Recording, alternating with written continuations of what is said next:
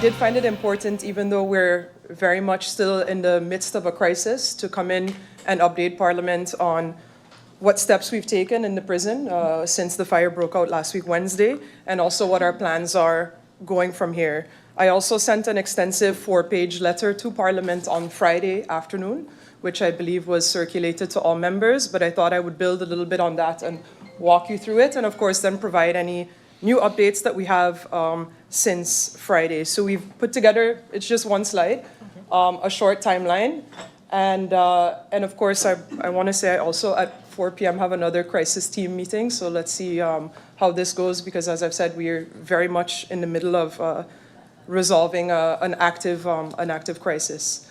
So I'll say just a little bit again. Last week, Wednesday, May 14th, I received a call from the prison around 3:45 in the afternoon, asking me for the police to come and provide assistance because inmates were refusing to re-enter into their cells. We, at that point, immediately tried to mobilize the ATE, the arrest team from KPSM. Some of them were with the Dutch Prime Minister at the time, so it took a little bit of mobilizing. But very quickly, from 3:45 by 4 o'clock, then the next report that we got out of the prison was that there was a fire which had escalated. At that point, we then dispatched fire and an ambulance to the scene, and around 6 p.m. they were able to out that fire. And of course, I don't think we want to go into too many details, but immediately at that point, around 4 o'clock, I immediately instituted a crisis team, which comprised of myself, members of KPSM, the prison management, and the public prosecutor's office, to then mobilize to see what the situation was and how we needed to handle that. So we were operating out of the offices of KPSM for quite some time, and around 9:30 at night, when we got an all clear from the prison, we then moved up there to continue our operations there. And we were at the prison until 3 in the morning, trying to get everybody back in there, at least for a place to sleep, because what we did immediately know is that it was not an option for the individuals in that wing where it was affected to re-enter their cells that night. So we quickly, had contact with the Marines. We got cots from the Marines, which they helped us to bring up to Point Blanche. And then, of course, we needed to look for a space that they could go in and, of course, then make that assessment of which groups can go together in one room. So we did all of these things as safely as possible with the information that we had at the time.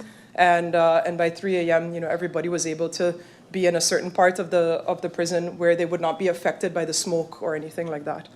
So then, that takes us through very much, Wednesday was getting through the night and assessing what the damage actually was, because, of course, we couldn't see at night what the extent was of the damage of the fire. On Thursday morning, right away, we mobilized the Ministry of Romy, with the fire department. We also brought in an engineer from UNOPS. As we know, UNOPS is tasked with the construction of the new facility, which we're currently in the middle of a tender procedure, actually, for the construction of the new facility. Their lead engineer was on the island, also went in. So we got initial reports on Thursday telling us, well, structurally, the building seems fine. Now it's just a matter of cleaning up and cleaning out those cells. So we started that immediately on Thursday as well. I reached out to my Kingdom partners, and I need to add that we also had forensics on Thursday as well, because, of course, there was an act of arson that took place in the prison, and we are investigating that as well. So there are multiple investigations. One, and what was our response within the prison system, or how did we respond to the incident? But then besides that, there are also criminal aspects of what occurred that day, and these are being investigated by the police along with the prosecutor's office. Thursday, we had structure. So we understood structurally everything seems okay. I also reached out to my Kingdom partners. I made calls to the Ministers of Justice in Aruba and Curacao to see how they would be able to assist us. That evening, Aruba very quickly mobilized 5 guards that we were able to make use of. I need to add that this operation has been putting a very hard strain on our services. It's taking a lot out of KPSM. It's taking a lot out of the prison. We're using VKS. We're also using immigration officers that used to work in the prison. We're really all coming together. And in that line, on Friday, I actually sent, or I think it was on Saturday, I actually sent a note of thanks to the police, and I've been really reaching out to everybody because I understand, our frustrations with the LBAs and the placement processes within the ministry, and you see that despite all of those things, that everybody showed up. We all showed up as a ministry, and I think that what this crisis has shown is the strength and resilience of this ministry and our ability to come together and work together in the best interest of the country and safety and security. So saying that, because we now have groups in different places, it also means that we need more manpower to be able to safely conduct this operation. So this is why also we really needed those guards from Aruba, and they came on Friday. So on Thursday as well, I also sat with the Inmates Association to explain to them what was going on, what we were doing, what the plans were, and also to talk to them, of course, about what some of the grievances were that led to this situation. So, we had those discussions, and from there, I'm trying to think, that pretty much covers Thursday. We started initial cleanup, kind of looking into debris that needed to come out of that space. And then on Friday, we received that support from Aruba, and we also received additional Marines that came in from Aruba as well. And we started an initial cleanup, as I said. In the weekend, what we did was also try to make an assessment of, okay, but once the space is cleaned, is it safe for inmates to return back into that space?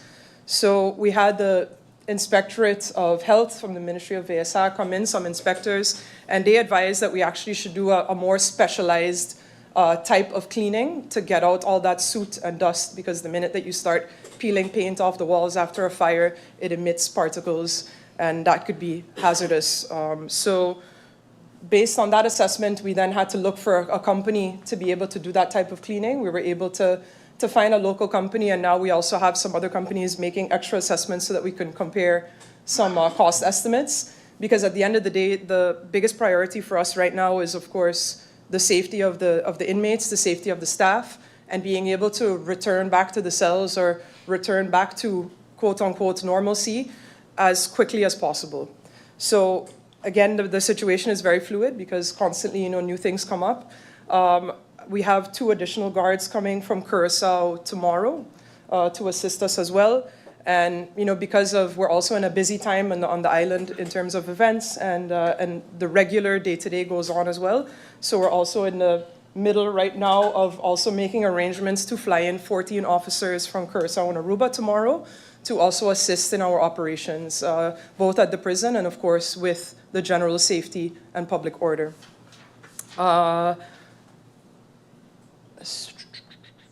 Yep. We also, in addition to that, are trying to utilize some expertise through different networks to advise us on longer-term plans as well. So we have a safety and security expert coming in from the UK tomorrow, within the UNOPS network, that can help to also assess, have feet on the ground for us to try to navigate all of this.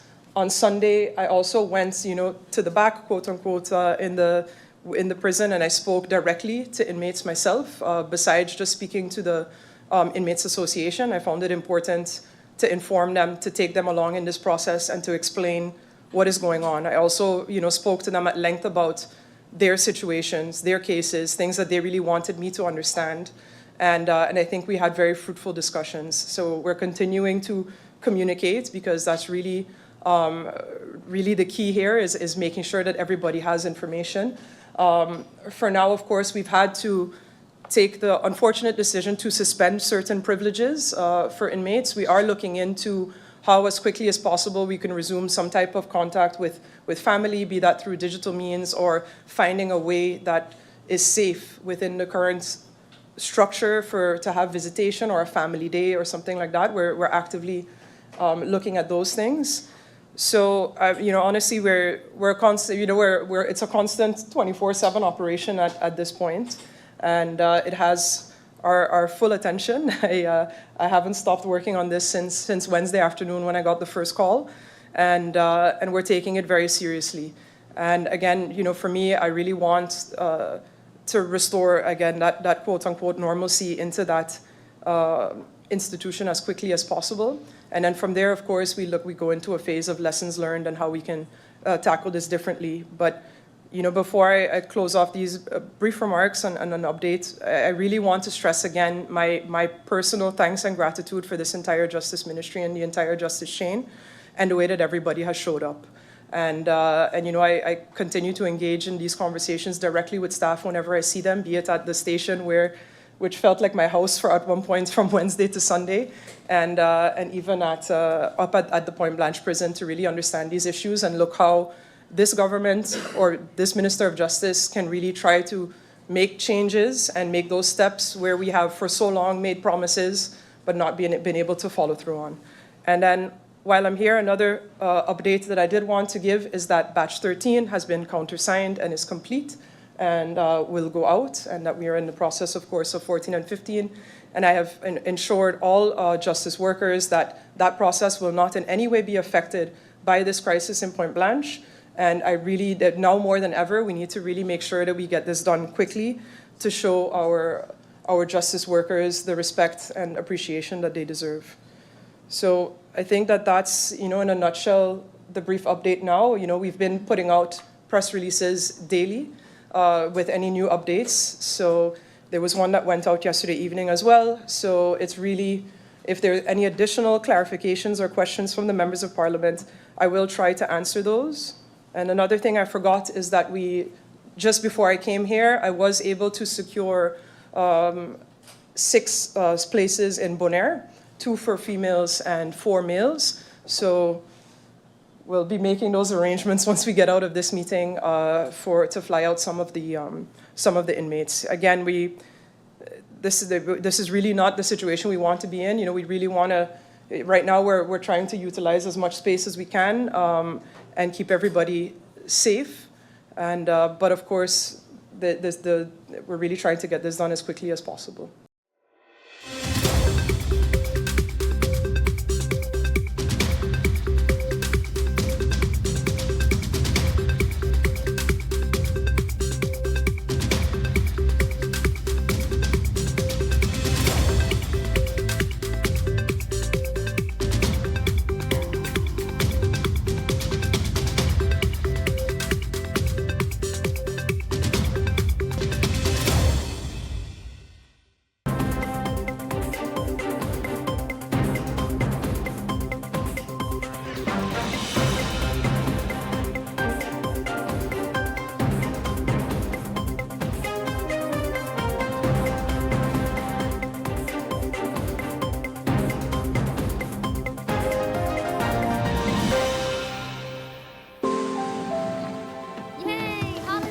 How do ideas become plans? Plans become memories. So you like my new room? And dreams become your life. This is retirement. Do you remember when hope became a house? When that house became a home? Your ideas are everything, and we're here to help make them happen. Your idea of yes, I can happens here.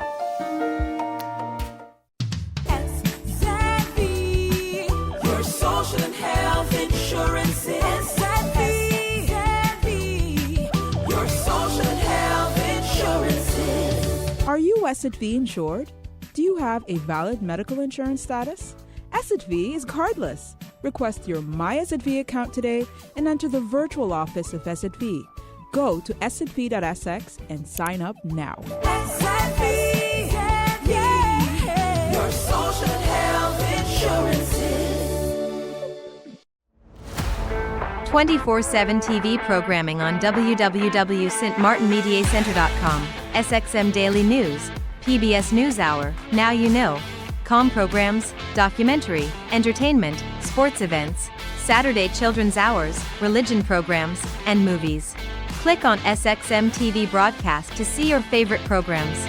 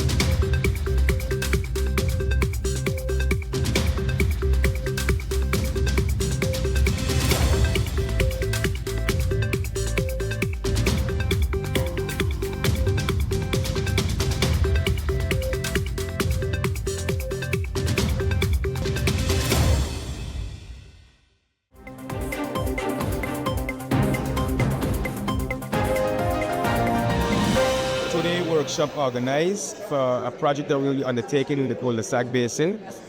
This project entails the connection of homes to the sewer system. There is presently existing sewage line running in the main road of the LB Scott Road. With this project, all the homes in that area will be connected onto this system.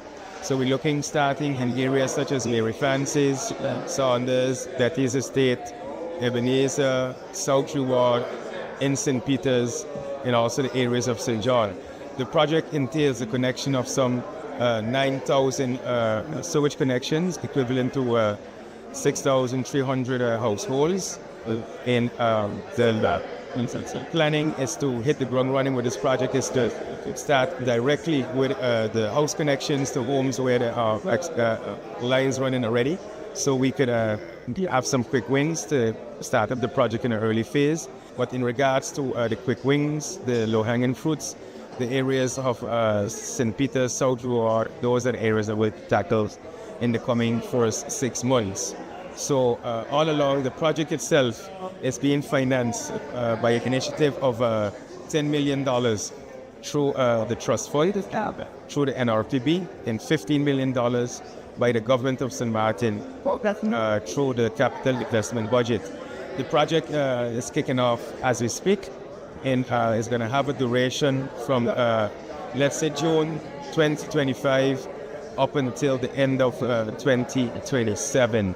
So for the coming 2 years, we're going to see sewage projects coming online in the cul-de-sac basin.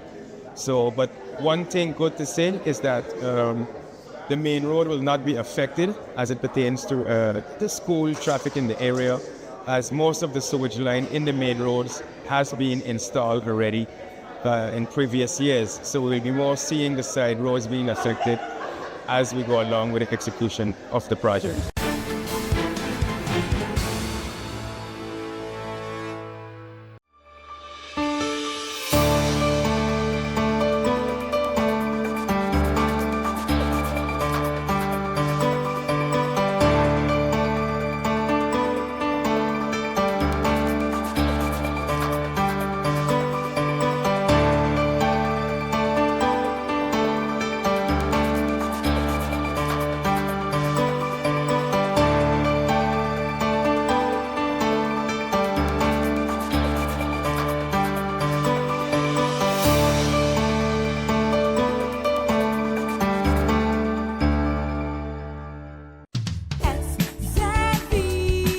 Your social and health insurance is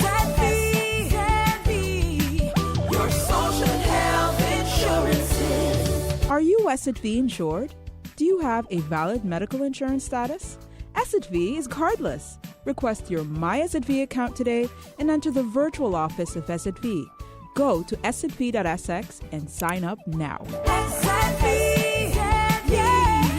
Your social and health insurances.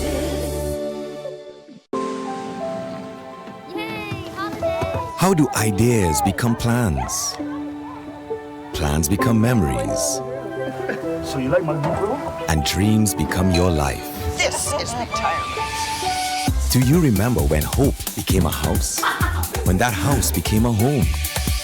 Your ideas are everything, and we're here to help make them happen. Your idea of yes, I can happens here.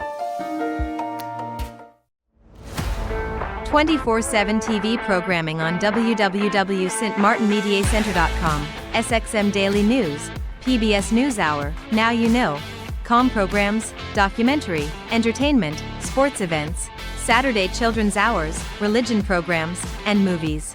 Click on SXM TV broadcast to see your favorite programs.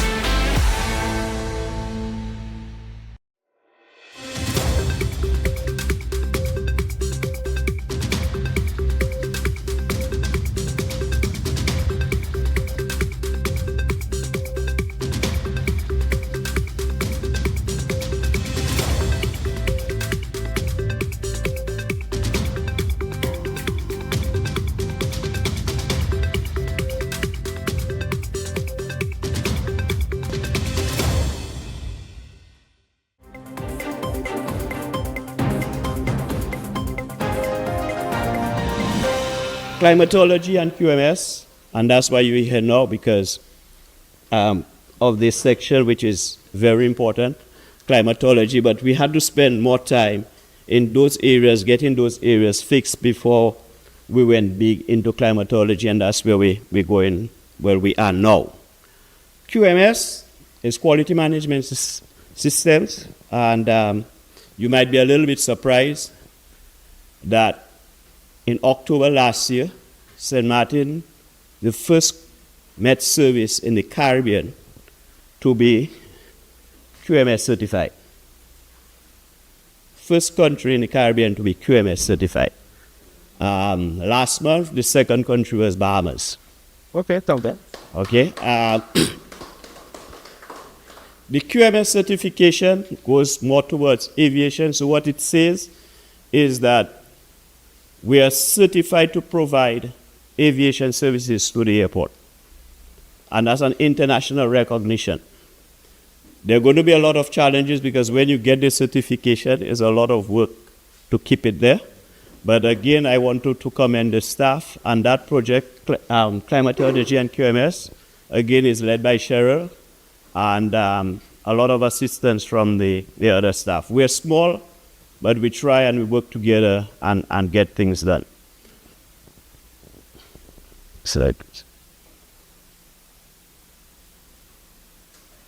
Okay, so I basically covered this, but I wanted to point out here. We are contractually committed to provide services to the airport. And that is the only revenue generating stream we have presently. In other countries, they also get revenue from things like climatology. Persons make requests for data, for engineering purposes and other purposes, and they charge for that.